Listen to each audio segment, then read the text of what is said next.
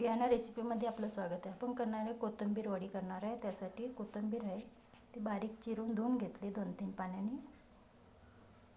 त्याच्यात पाणी सर्व निथळून घ्यायचं. त्यातच अर्धा चमचा ओवा आहे तो हातावर क्रश करून तो सुद्धा टाकूया.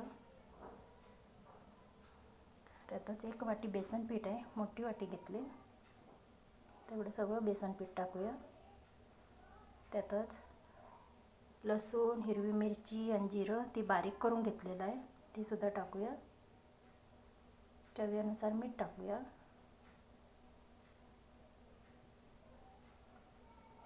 आणि अर्धा चमचा हळद टाकूया. तर व्यवस्थित असं कुस्करून घेऊया. पाण्याचा वापर न करता असंच कुस्करून घ्यायचं. लागल तसं पाणी वतायचं जरासं. आता कोथिंबीरमध्ये भरपूर पाणी असतं, त्यातच आपण कणिक मळणार आहे. जरासं थेंबभर पाणी टाकून मळून घेऊया. लई एकदम वतायचं नाही पाणी. तर व्यवस्थित अशी कणिक मळून घेऊया. छानपैकी कणिक मळून झाले. आता तेलाचा हात करून छानपैकी असा गोळा करून घेऊया तयार. आणि ती वाफवून घेऊया आपण.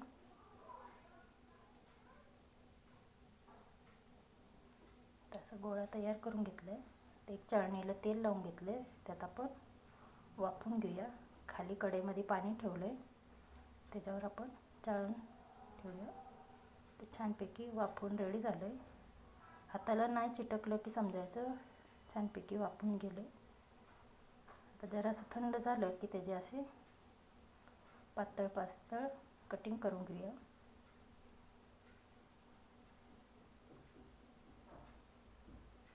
तर सर्व एकसारखं कापून घेऊया. तसं सर्व कापून घेतले. तर तेल तापत ठेवलेलं त्यात एक एक वडी सोडून घेऊया तेलात. खरपूस अशी तळून घेऊया. पावसाळ्यात रोज वेगवेगळं खाऊ वाटते असलं. अशी पटकन कोथिंबीर वडी सुद्धा होऊ शकते. एक साईडनं फ्राय झाले. त्याला उलटं करून परत एकदा छानपैकी तळून घेऊया.